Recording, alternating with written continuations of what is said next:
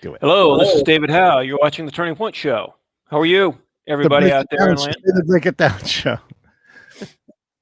I'm sorry, break it down, show. It's early here in Korea. You have to forgive me, Pete. You're forgiven, man. Yeah, you're in Korea, and then I guess, do you want to say the typical, my opinions are my opinions and not the opinions of the federal government or anything at all? Well, I'll just, this will be my experience.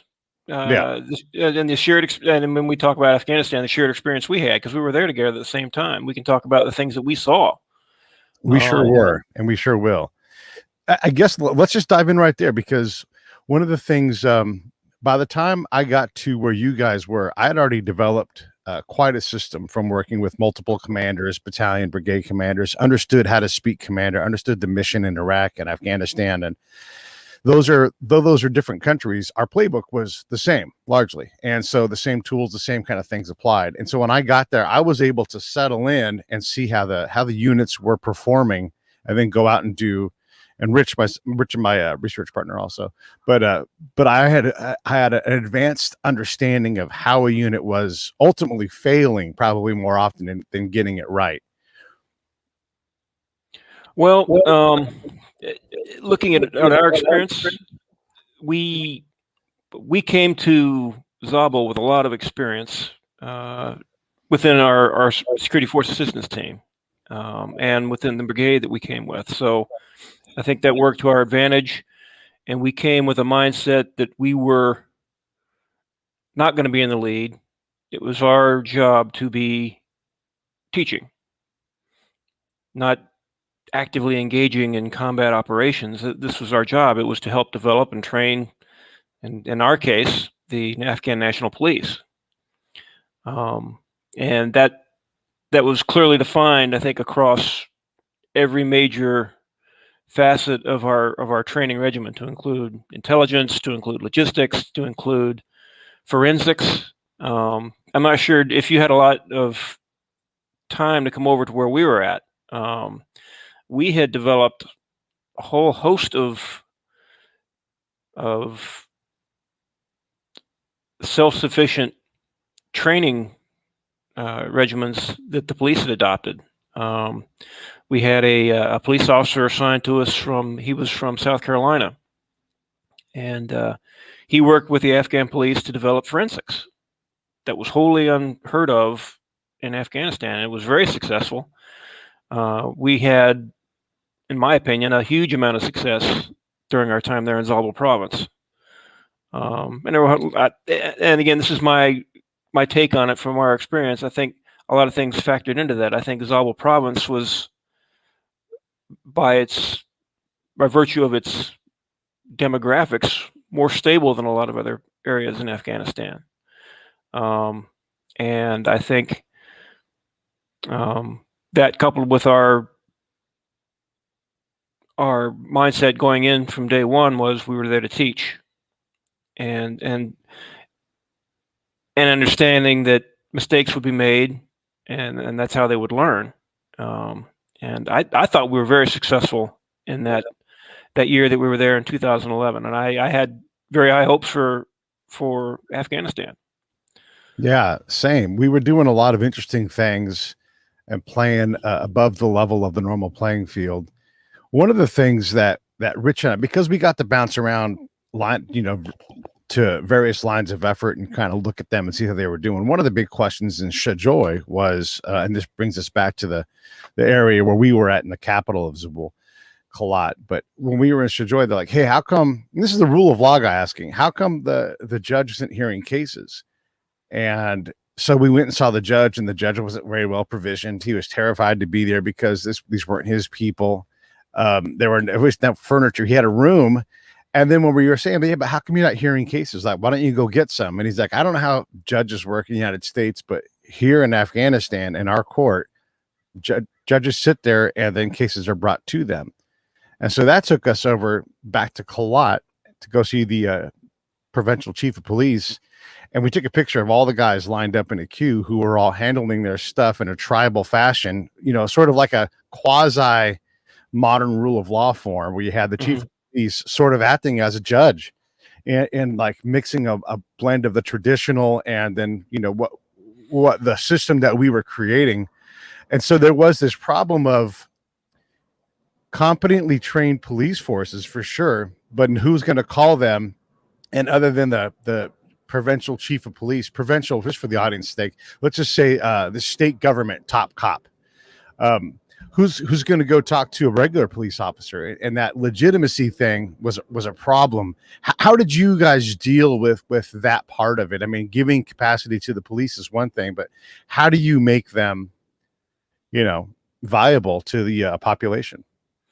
Well, ultimately, Pete, that was the hardest thing, and I can go to experience we had in one particular district in Zabul province that was Deshapan.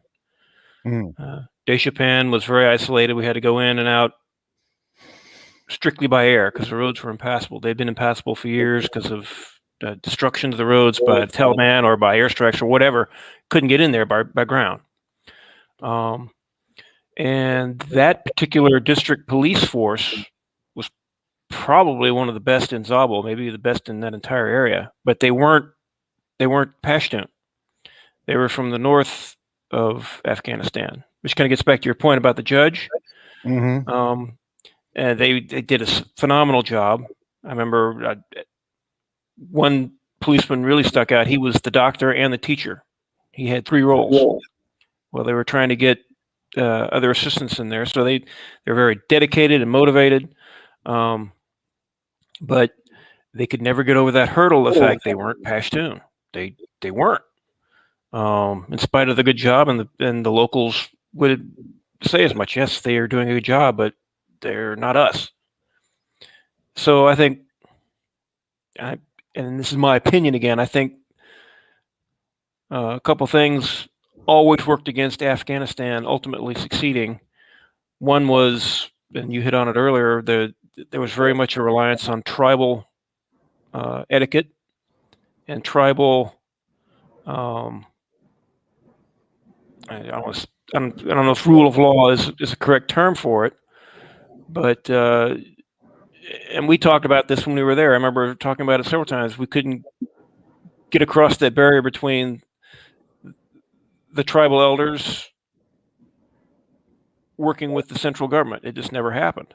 And I think because you had so much ethnic diversity and so much language diversity, I mean, you look at Afghanistan, it is about the most diverse place on the planet, really, because it's a convergence of so many cultures. Anyway, that's a long story short, and a lot of words there, but I think that was the ultimate difficulty of why the central government couldn't succeed. And then, of course, they had the problems with corruption at the higher levels. But again, looking at my personal experience at the provincial level, I thought Zabul was very well run. Yeah, and during the time we were there, we were able to leverage winter operations to our advantage too, while the Taliban, went home and tried to stay warm, because they're primarily an outdoor force and we're a forest seasonal force. So we definitely were able to make progress. I want to show a map real quick of the province of Zabul where we were. And the area that David is talking about is Deshapan. It's the upper part of the screen. It's one of the top 3 districts. So the thing you have to understand about this is the main path through this province runs from, and this is, I'm going to go across kind of a slash across the screen, Shajoy, Kalat, and then what they call TWJ. Those 3 districts right there is where the main route is. And so you see to the north of Kalat is Arghandab. So you're too far off the beaten path to actively engage anybody out there, because you're miles and miles away from anything. And then so out past that is Deshapan, right? So you can have a good police force, but this is a significant car destroying haul to get from Kalat, the provincial headquarters, to Deshapan. And just for the sake of just reference to display how hard this is, that place Kakar or Kaki Afghan, the very top district, when we were there, was just grayed out on the map. So for a lot of the time we were there, there were no significant forces in Arghandab and none in Kaki Afghan. And then Deshapan and Mizan, where I was, these places are physically not that far, but rugged terrain that makes movement just about impossible. All the fuel, all the food is airdropped in both of those locations. And so when we talk about, and this is more, it's not for you, David, but this is for the audience. When we talk about how rough it is and like, well, how China is going to just start building mines and transporting stuff all over the place. No, they're not. This is a really, really rugged place that That's right. the roads are destroyed. There can be a highwayman and anything. And then you talked about the diversity. You're talking valley to valley, basin to basin, house to house. You might come across someone who doesn't agree with what you're doing, no matter what. And that this includes the Taliban trying to operate. If a valley's like, this is a no-go area for the Taliban, we don't want your kind here, the Taliban won't go there. Like, this is that hard of a place to survive. I just wanted to give some context. I think it's important to understand that the space there, David, you know? Absolutely. And watching the news, fast forwarding to, okay, now the Taliban's quote unquote in control. And just like you pointed out, and the old adage, conquest is easy, control is not. I think the Taliban is fully aware of this, and they have what appears to be the very real possibility of having to go into combat operations against ISIS, which that seems to be already happening. Again, my take is, when that suicide bomber attacked the airport gate, that was to delegitimize both the U.S. and the Taliban. Frankly, that was a perfect opportunity for them to do that. It was a major public spectacle that they created, and I think, was it 28 Taliban fighters were killed when that bomb went off? So I think, hope I'm wrong, it would be nice if peace will actually finally settle out in Afghanistan now that we've gone and the Taliban are in control, but I don't see it happening. Yeah, I don't know. I want to bring the map up again just because this is such powerful context. To the south of Kalat, basically the center, like if you go straight down the middle of the paper vertically, there's a place called Shinkai. That province right there, or that district, is cut in half by a mountain range. We tried desperately to bring governance to the entire district, right? How the Afghans drew it, it was 2 districts. And because people don't want to go over a mountain pass to go get their government. And so ultimately we had this belief, someone somewhere who wasn't in Zabul, probably not in Afghanistan, decided that this needed to be 1 district. And it just wasn't possible, because you're not going to make people drive over a mountain pass or walk over a mountain pass. And when I say mountains, I mean, these are significant, gigantic, hard to travel mountains. And so they're just going to go tribal, or they're going to go to the place they'd always gone. And so these other problems, and I know, David, you'll appreciate that too, just the movement. One of the things Rich and I were like, if we could just move around more, if we could just, I don't know if you remember, there's a row of KTM motorcycles across the back fence of you guys were on. We're like, if we could just use a couple of those, we could do so much more work. The environment wasn't terribly permissible, but just the ability to move around was so compromising to the overall mission. And so you take the pace of working through an interpreter, the challenge of the rugged terrain, and just the ability to move around, and you're moving at, I don't know, a quarter speed a lot of the time. And that probably is generous on days when it rains or snows. That's right. You remember full well how inhospitable weather-wise Kalat was. Blazing hot in the summer, waist deep snow in the winter with drifts. That was a rough place. But one thing that comes to mind that we tried, and I think we were having some success with, to get around that issue of the impassability of a lot of the terrain, was using a radio. As you remember, I got to set up that radio station when I got there. They handed me a REOB, radio in a box. Okay, set it up.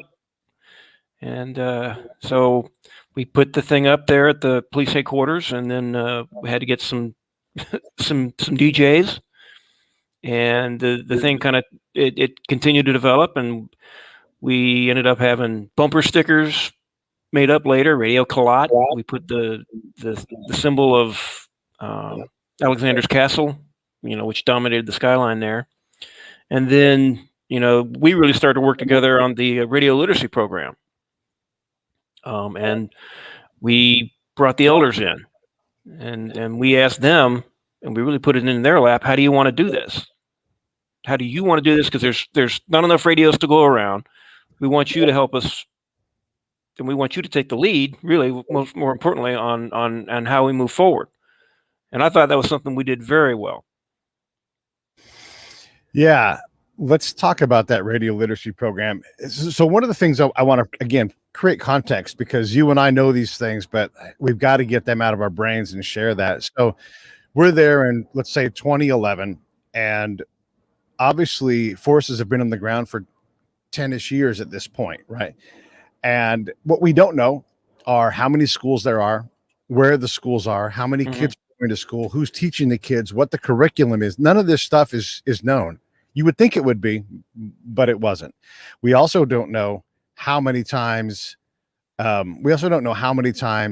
a rehab program, and again, radio in a box. We also don't know how many times rehab has been tried. I knew from my experience in Iraq that these things were often briefed on capability. It can broadcast in a 2-kilometer circle. And so I would go out and I would take the radio and I would listen and be like, this thing is not broadcasting in a 2-kilometer circle. And we'd be like, oh, we have to add the node. No one ever added the extra module to boost power or whatever it is, right? So just looking at the capability of the radio and the history of it, how long it had been there. When you and Rich and I all worked together on this radio literacy program, we knew about that point in time. We didn't have a history of what had been tried before. So fast forward a couple of years later, 2012, I'm at Naval Postgrad, and I'm talking to someone there, and they're like, oh, they have this wonderful program in Zabul and whatever the province above us, and it's teaching girls how to read. And I'm like, is it? Because I just came back from there, and let me tell you something. I know a lot about this program. And so this program existed even before us, but institutionally we have this amnesia over what we had accomplished. Now, this is the thing I want everybody to understand. We show up, and it's worse than 21-year wars. It's we just have amnesia about anything before or after us. We just don't even know. And like, what did they try? Whatever else they did. So one of the benefits we had when Colonel Howe said, hey, help us figure this out, Rich and I knew, because we'd already built trust with the locals, that if we progress slowly and use the village elders and the provincial council, which had a lot of family elders and village elders on it, we would be able to find out how they wanted to proceed. And they were pretty clear about this. I don't know if you remember at all the reports at all, but they said, under no circumstances should Americans ever take books to schools or deliver them directly to the Ministry of Education. That's his job. And he's sitting right there with us. We expect him to do his job. And the whole time they're saying these things like, this is how this is going to be. This is where we want your help. The religious elder who's sitting in the room is going, yes, yes, right. And so this is signed off by the tribe, by the government, by religion. And then, for us, it's like, yep, okay, whatever you want. But as an organization, we didn't follow their advice. I don't know if you were still there when the Smedjinghoff patrol got blown up going on the photo op, but that was after I left, and that was really, we were winding down when we sat down with the elders. We had maybe a couple months left before we had to leave, but I do remember that happening later, and that woman from the State Department got killed, I believe. Yeah, that was service members. Yeah. Why? So Tim Basher was still there, and he was a State Department guy, sat in the office with Chris Sundith and a bunch of other people who all got those reports. If the elders were so clear, and everybody had access to our reports, everybody knew about it, Tim knew about it, everything, why on earth are they going to a school on a photo op? Well, I think one of the things that happened, and because people were relatively new there, right? This was a new group of people who had deployed into that area, right, Pete? Was that? That's right. Yeah. So, and this was one of the, I saw it as one of the pitfalls of, you just couldn't get around it. You had a rotational force going in every year. Yeah. So you're sending somebody new in every year, and there's a steep learning curve, and then no matter how smart you are and how experienced you are, and I go back to the fact that we had a very experienced crew, and that didn't include me. I was the newbie for sure, but a lot of people on our team had been there before, but they had been in Afghanistan, not necessarily Zabul, but we had to get the lay of the land, and you're taking all this in, and you're learning it all, and you're immersed in it. I think what happened there was people were still getting immersed in it, and you see that. I can jump forward to Korea. Most people are here in Korea for a year, and then they leave.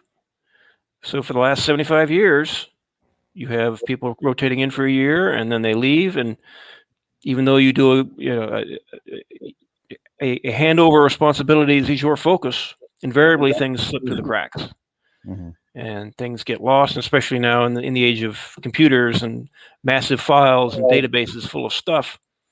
It's very hard as a new person coming into this job or any job when somebody's just rotated out and then picking right up where they left off. I think maybe that's what happened there, Pete. And I think that was the other thing that made Afghanistan so difficult was the continual rotation. You get new personalities in, new command philosophies, and that's very hard to have continuity there under the best of circumstances. So I think maybe that's what happened there in Zabul.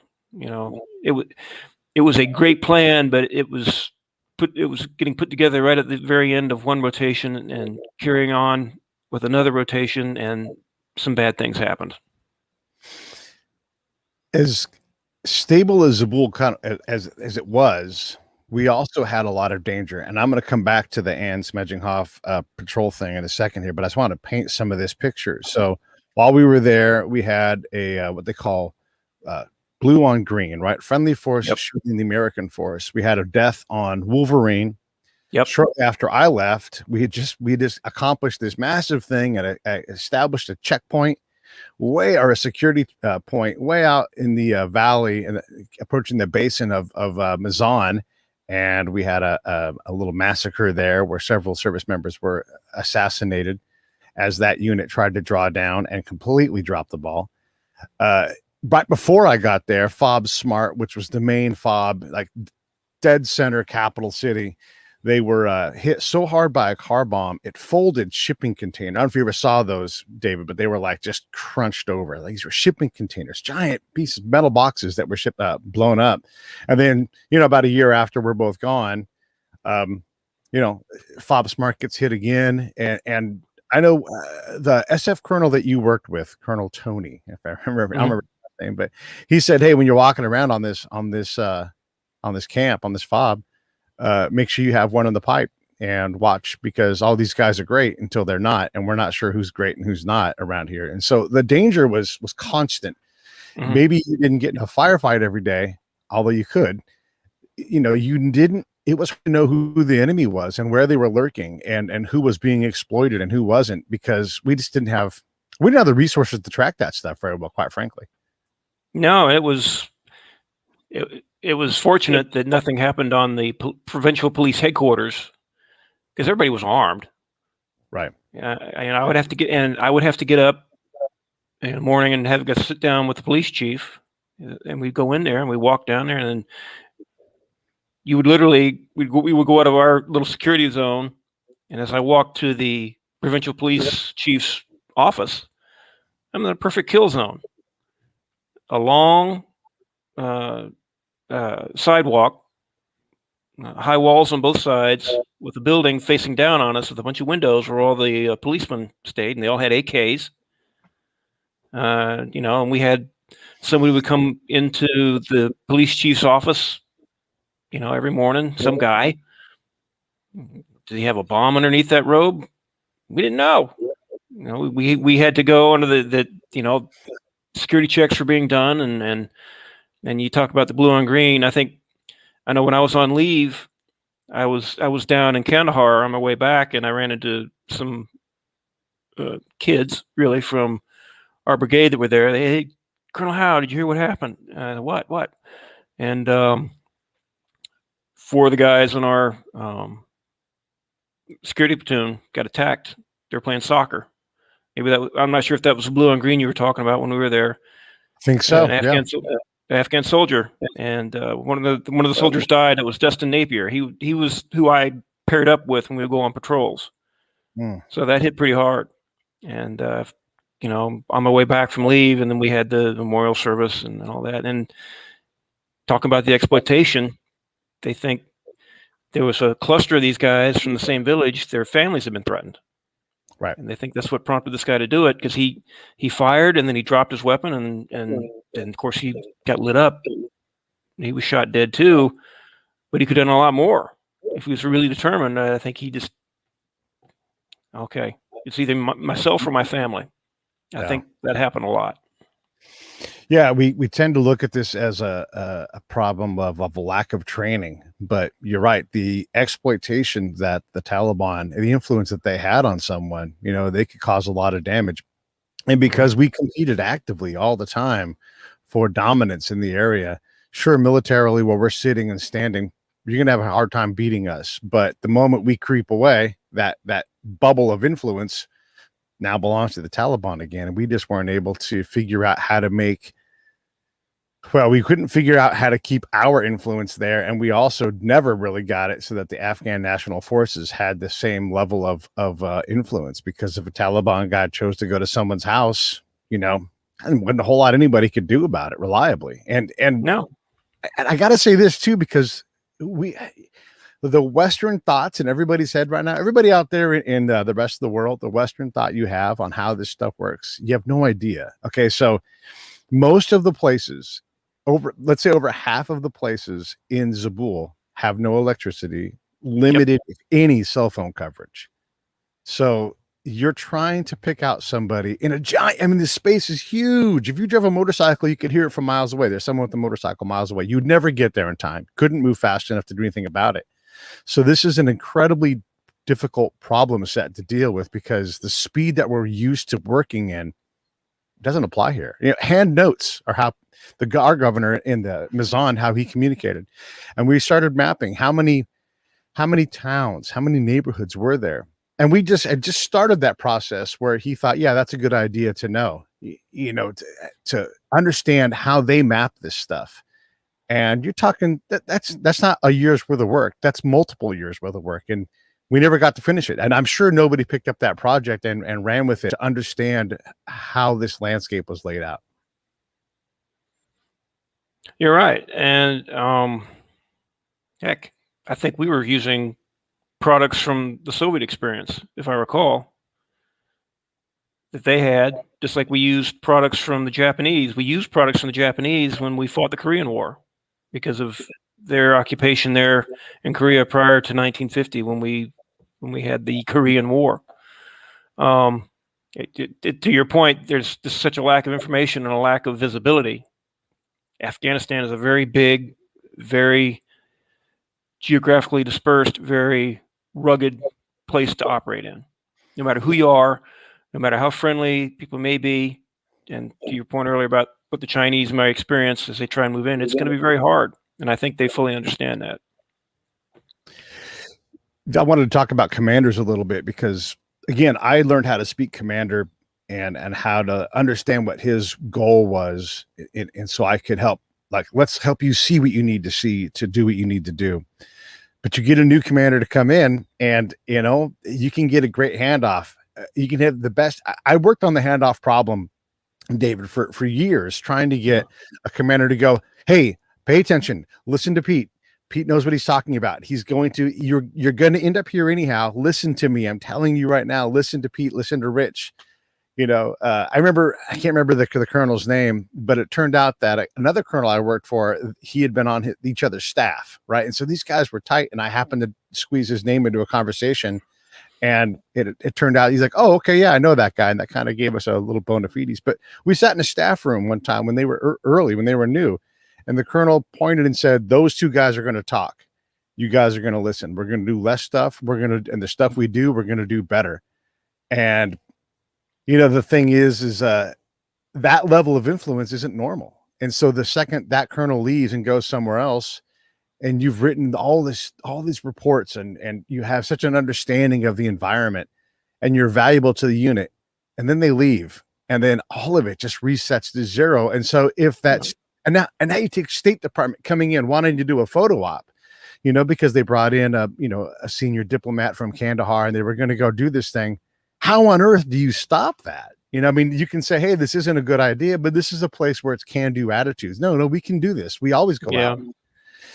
And so that also lends to that inevitability of these things, David, is that, we refuse to learn. Well, on that note, I took a lot of lessons, and I really applied a lot of what I experienced in Afghanistan with what I did in Africa. As when I came on board with USRAF after I left Afghanistan, security cooperation was the big focus, helping to build capability with partners on the African continent. And I ended up spending the bulk of my time in Mali and in Chad, who were experiencing and had been experiencing, well, Mali more so than Chad, instability because of what happened in Libya. So, like Afghanistan, you had a resurgent Al-Qaeda presence that was coming into Mali from the north, out of the Sahara region into the more urban south, and it almost collapsed. So we ended up working with the French, and in the midst of all this, we started looking at different projects to build capability. So, and that whole, if you look at Africa, that whole stretch of Central Africa, North Central Africa, from the coast all the way to Uganda, Kenya, on the east, and Ghana on the west. It was still dealing with post-colonial after effects, artificial borders, and then now instability with extremism. So, having experienced what I experienced in Afghanistan, I took all those memories and all those things that we did and applied them to, when possible and when appropriate, to what we were doing there in Africa. And I think one of the biggest things was listening first and then speaking second.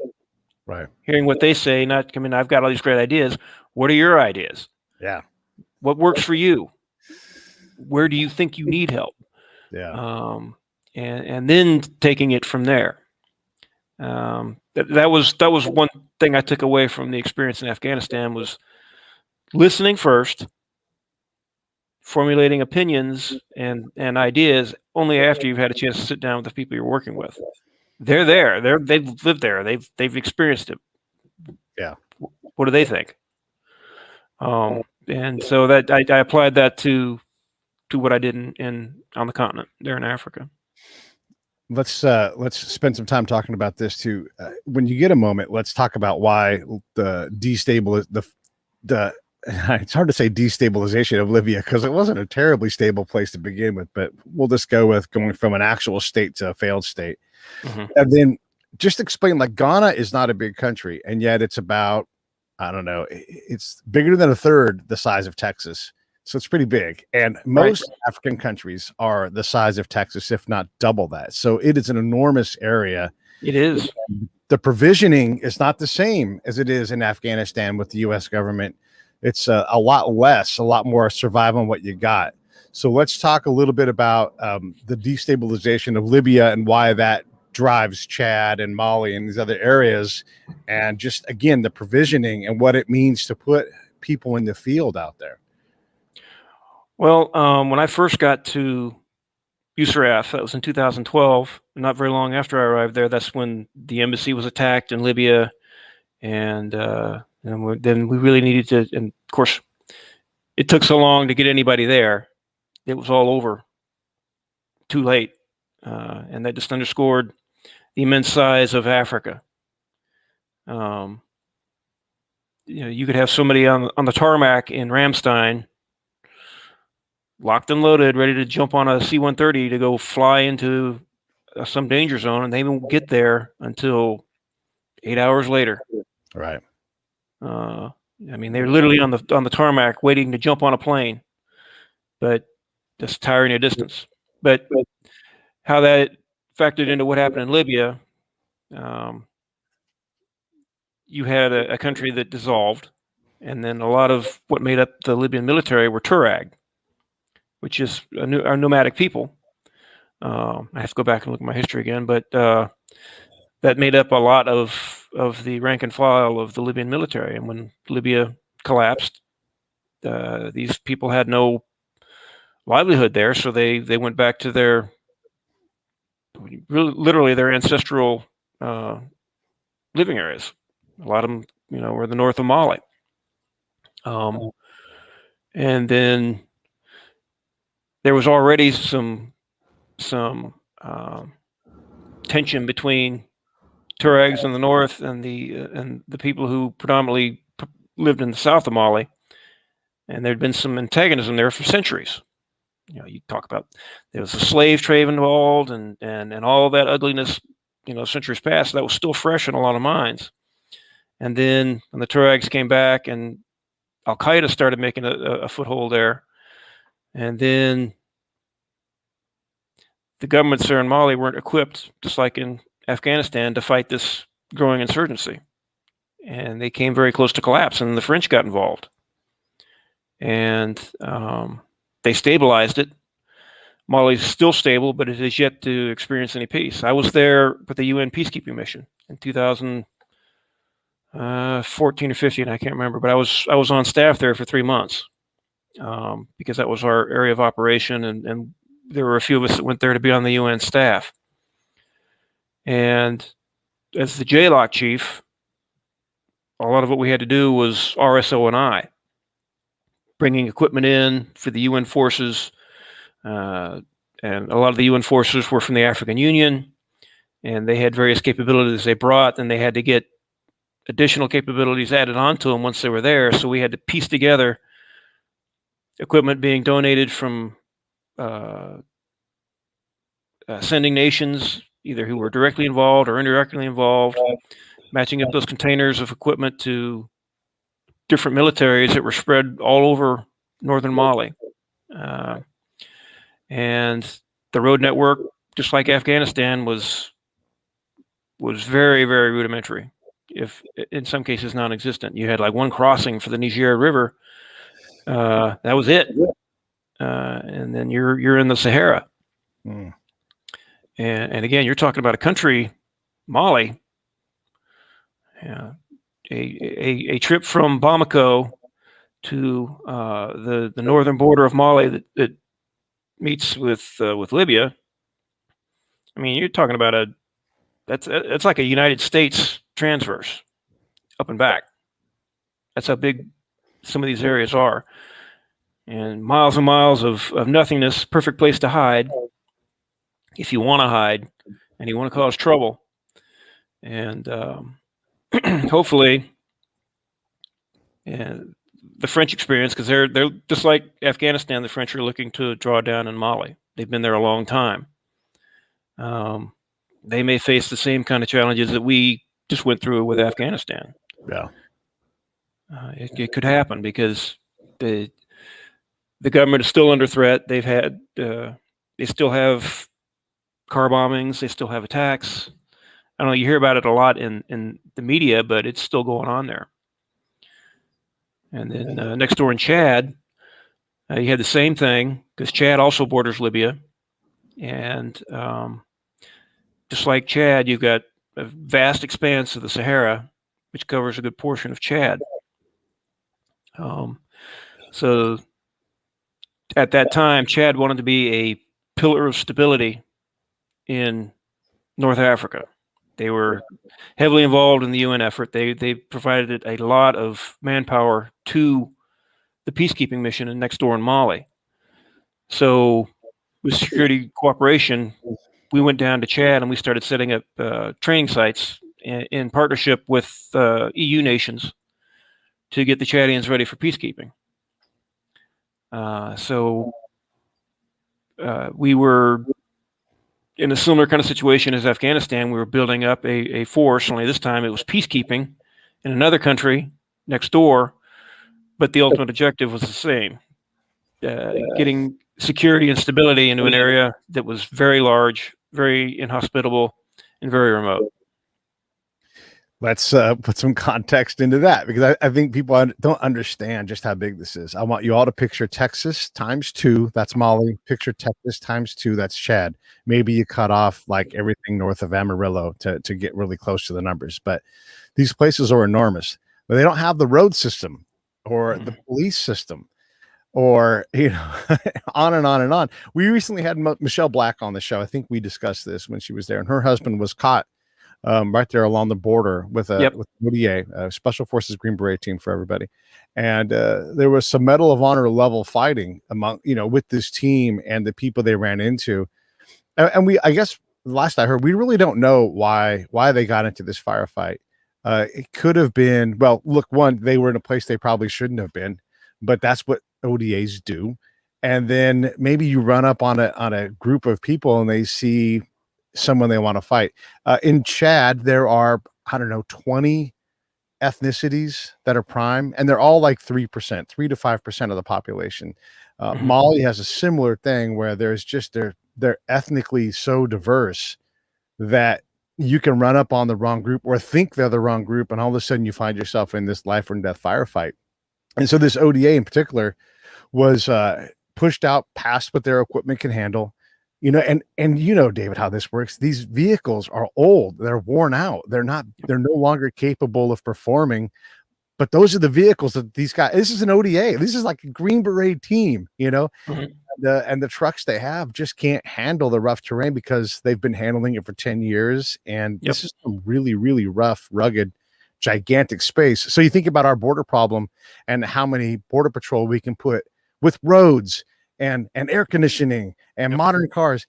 We still can't patrol that western part of Texas because it's just too big, too remote. Now do it in a bigger space with a lot more nefarious people. And I don't know how you solve these problems easily. Well, and one of the big projects we had in Chad, to your point about border security, was President Deby. He personally directed that they set up, that was the president of Chad at the time, that they set up an organization for border security. And so we got involved in helping them. SOCAF, Special Operations Command Africa, they had it initially, and then they handed it over to USARAF after they got it started. So we went down there, and they had I would call it a battalion plus sized unit called SAT-G, Special Anti-Terrorism Group, and they were really border security. And that's not a lot of people for all the borders of Chad. And you look what Chad borders. You've got Libya in the north, Sudan and South Sudan in the east and southeast, and you've got the Congo on the direct south, and you've got Nigeria. I don't have a map in front of me, but that area is crawling with Boko Haram. So there was a very real threat, and they identified it, and then they came up with this unit. But and these guys were pretty capable. They were very capable. They were doing their own training, just like in Afghanistan. They'd reached a point where they were training themselves. But it was a lot of territory to cover for such a relatively small unit, with limited to no roads and with Toyota Helixes that they'd had for a long time. And I was there in a logistics capacity to figure out how we could help them with maintenance and sustainment. Yeah. And what's there locally that we can tap in? Not Raytheon, not General Dynamics. Yeah. We're talking Toyota Helixes, and we're talking AKs, and we're talking RPGs, and some heavy machine guns. How do we help them maintain that? Because that's what they're used to. That's what they know how to operate, and they do it well. They just need to be able to maintain it. And that's really what they were looking for help from. So we try to come up with local resources there that they could tap into from the civil side to help them sustain this particular unit. And again, just like Afghanistan, with the radio program, I reached the point where I eventually left, and that fell into somebody else's hands. So, and then things changed in Chad. Yeah. You know, Chad in 2014 was a pillar of stability. It's not now. I think change. I'd need to go back and see just how much things have changed. But I know when President Debbie died, I think that caused a whole bunch of instability to resurface there in Chad. Yeah, these are interesting things. You know, the fact that we never go back.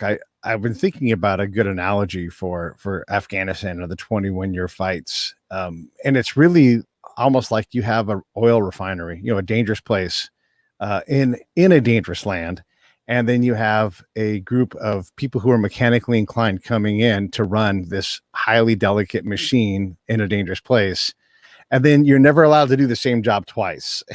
And then you have to leave in a year and go to a totally different dangerous place, dangerous refinery, and then do a completely new job each time. And I mean, it's that complex. And I mean, and I hope the audience is getting like the size, the scope, and all these things. Because you've done a lot of logistics, I want to back up real quick and wrap Afghanistan and Africa back into the same package again. We see a lot in the news about all of this captured material. And I'm saying yell for the audience, military equipment, and we get in a rage about it. But you and I both know that fueling C-130s and Blackhawks and maintaining them takes things like Raytheon. It takes a dude with a Raytheon golf shirt standing around going, yes, no, I will apply pressure. So how much does it give us a sense with your background in moving things and provisioning things, all of that long list of stuff, how much of that matters? I mean, it's expensive to fly a C-130 around. It's not cheap at all. Oh, it's not. And there's a whole lot of safety things involved. You don't just stick a fuel hose in a C-130 and pump gas into it. You got to have somebody monitoring that fuel, because I don't want to be up in an airplane that's got dirty fuel in it. I don't want to be in a helicopter that's got dirty fuel in it, because it's going down. You got specialized parts. You've got calibration that needs to happen. You've got, all these things that need to happen. And let's just talk about a relatively sophisticated vehicle, Humvee. There's a lot that goes into making one of those things run. Now, it'll go, but again, you pump enough dirty fuel in it, it's not going anywhere. So yeah, it is sad that all that. Well, it's more than sad that all that equipment fell into enemy hands. I don't know what we could have done to prevent that, because things collapsed much faster than anybody thought they would. Right. I mean, nobody foresaw that. It happened. I guess if we learned anything, if we were ever to find ourselves in another situation, worse, hindsight's 2020. Do we have a branch plan for destroying equipment? We just didn't think that was going to be necessary. And how much of that equipment was Afghan National Forces equipment? Yes, it's American-made stuff, but a lot of it just belonged to them. It was their stuff. That's right. It was theirs, and they were training on it, and they used it. But I don't know. I think to think that now the Taliban has an air force. Well, okay, they captured a bunch of helicopters. They maybe have somebody under duress flying that helicopter with a gun to his head. Who knows? But I know you just don't hop into a helicopter, hit a couple of switches, and then take off in it. You just don't do that. Yeah. So I took that report with a grain of salt. I'm sure there's some people that got left behind in Afghanistan that know how to operate that, and they're probably being kept alive for that purpose. Yeah. And exploited if possible. And some of those guys are going to pull out the one piece that can't be pulled out, and, because they have unique knowledge. You and I both know, if you go on, if you were slotted to go on 100 Black Hawk flights during a year, let's say you're moving around a lot, in the American terms of things, a large percentage of those flights are going to be canceled for various reasons: broken gear, weather. It could be anything. And I don't know if the Taliban is going to have the same adherence to safety. And so they're going to lose some of those birds just because they think they can do anything. And Afghanistan turns out is a really hard place to fly and operate machinery. We had a C-17 fall out of the sky. I mean, it's not an easy place to operate. No. Well, when we were flying like Dave Chopin again, and we could just clear some of the highest peaks that we had to clear. You'd almost reach out and touch the top of the mountain as we flew over it. We were that close. Like the most powerful helicopter we had. Right.